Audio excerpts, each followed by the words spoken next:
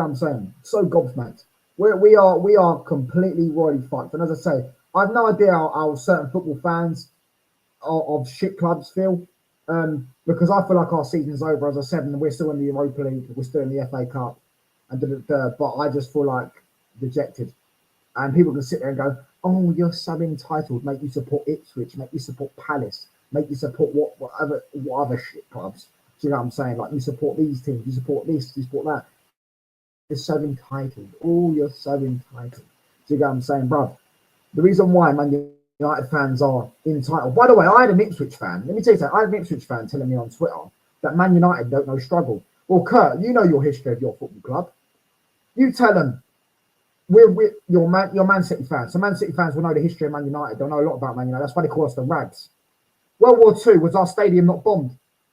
That's struggle, isn't it? Because back then you couldn't just rebuild the stadium. Who had to rebuild it? Probably the fans. Probably the hard-working fans were doing the slave labour in not buying, not getting paid for it, just sitting there doing it themselves. And then fast forward 20 years later, we don't know struggle, by the way. An Ipswich fan told me as a Man United fan, I don't know struggle. So let me just carry on telling you the struggles that we've been through. We're not entitled, mate. We just know struggle. Yeah.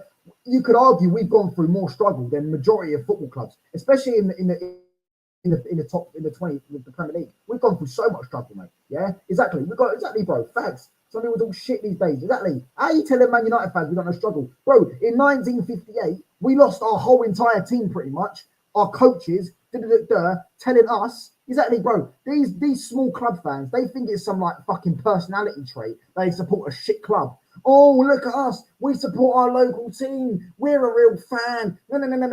Man United fans are so entitled. No, mate. Our whole club fucking pretty much went extinct. Do you get what I'm saying? We lost our coaches. We lost our manager, a plane crash. Our best players. They told Bobby Charlton he was never going to play again. 10 years later, he won a Ballon d'Or and a Champions League, mate. He also won your country a World Cup. But they tell us we're so entitled. Oh, Man United are so entitled. They don't know struggle. Do you get what I'm saying? We don't know struggle. We don't know struggle. Our players died, mate, for this football club, yeah? We had the best academy in the world. They were talked about, yeah, the Bobby Bain, Duncan Edwards and all that. Go do your research. They would talk about they were going to dominate Europe. United could have dominated Europe, probably done a 3-peat or something, or a Champions League, done something crazy, because back then it was different. It was only 2 games. I think it was only a semi-final and a final, wasn't it? Or something like that, around there in the Champions League, in the European Cup. That's what it was.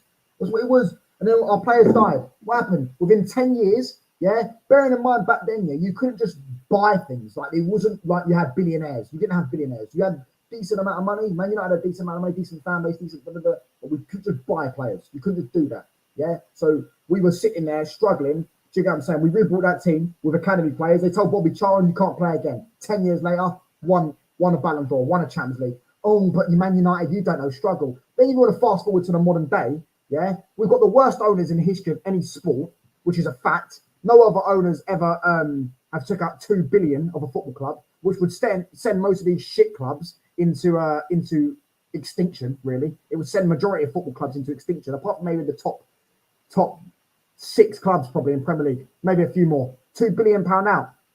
Yeah, good luck. And whatever. They also bought us on debt and didn't buy us with their own money. Do you get what I'm saying? They didn't buy us with their own money. They stole us, basically. They stole us. But Man United, you don't know struggle. You're so entitled. Oh, Man United are so entitled. Yeah, we are all so entitled, if you want to say that. We're the biggest club on the planet, mate. We was the biggest club on the planet 10 years ago, mate. Do you get what I'm saying? Until we got owners that stole our football club.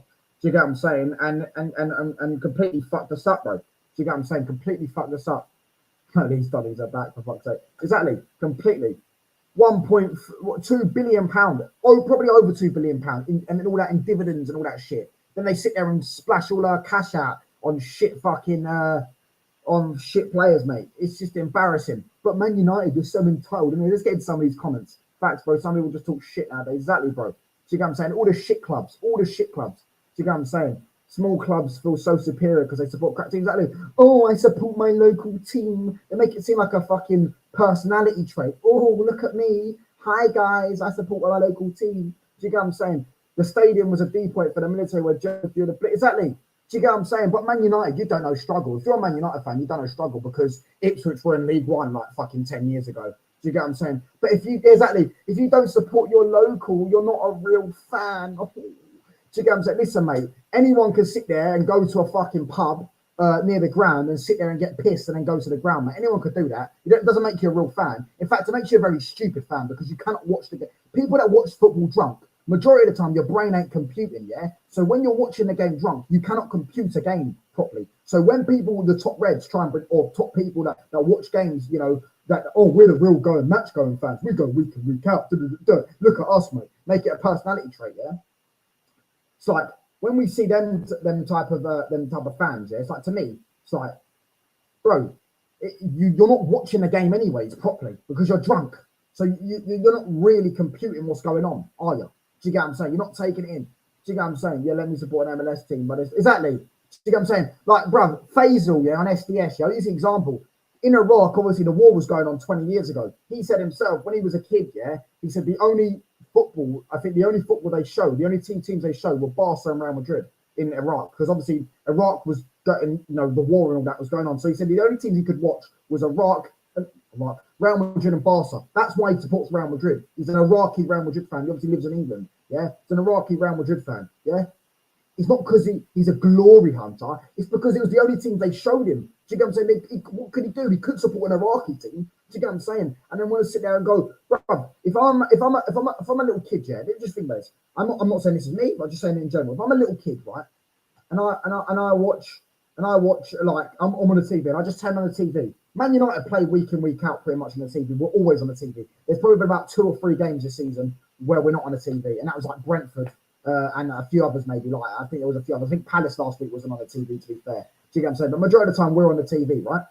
Yeah. If I'm a little 5-year-old kid, right, and I'm watching football, I'm watching I turn on the TV and I want to get into football and all that, and I'm kicking back to my dad, and I'm seeing the same teams on every single week. The chances are I'm going to support one of those teams if my dad doesn't force me to support his team. Do you get what I'm saying? And my dad didn't force me to support his team. My dad's an Arsenal fan, but he doesn't really care about football like that. He's an Arsenal fan. His brother's an Arsenal fan, but he doesn't really care about football like that anyways. Yes, he didn't force me onto the team. And luckily for me, my uncle's a United fan, and he made me support Man United pretty much. So my granddad, so my mum. I've got loads of fans that support Man United. Yeah, so that's one of the reasons why I do support United. But I'm not going to lie, part of the reason why I fell in love with Man United was because they were good. There's nothing wrong with that. Do you get what I'm saying? There's nothing wrong with admitting that. Part of the reason why I started loving Man United was because they were good. That is genuinely the reason. One of the reasons. Because they were good. If Man United was shit, yeah, I probably wouldn't have supported them when I was fucking younger. I can remember my first ever game watching them. I probably watched more games than this, but it's the first game I visually remember in my head.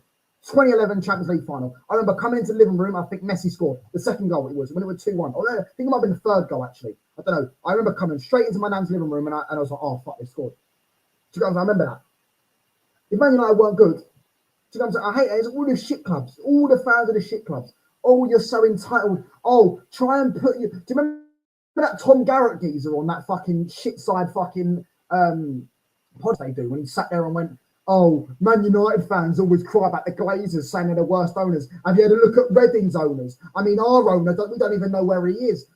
Yeah, mate, you know if the Glazers rocked up at your football club and tried to put your club into £500 million debt, yeah, and didn't spend the money, like they didn't buy you, they stole you. Like if you actually look this up, it's illegal to buy a football club the way the Glazers bought Man United. Yeah, it's illegal to do this. Yeah, you would know that you did your research, Tom Garrett, since you're paid to talk about football. You would know that you cannot buy a football club the way the Glazers bought Man United anymore. Yeah, and also if they bought you on debt, yeah, and didn't stole you, you would probably have gone into administration. The only reason we haven't gone into administration is because we're the biggest club in the country. Because we're the biggest club in the country. And luckily for us, we got saved by the fact that we're the greatest manager or the second greatest manager or whatever of all time, whatever you think, Pepper and vice versa. It's like, you know what I mean? Tits and arse comparison there. Fergie built a decent team in terms we built decent youngers with Rooney and Ronaldo. Them two alone, and obviously the other people from before, the Giggs and Scholes. You didn't have them players, and you didn't buy Ronaldo and Rooney a few years prior to the Glazers takeover. Man United would never have been successful in that second tenure where we were under Fergie, where we won the three-peat again and won the Champions League in Moscow and We never would have done that. We never would have done that. Do you know why?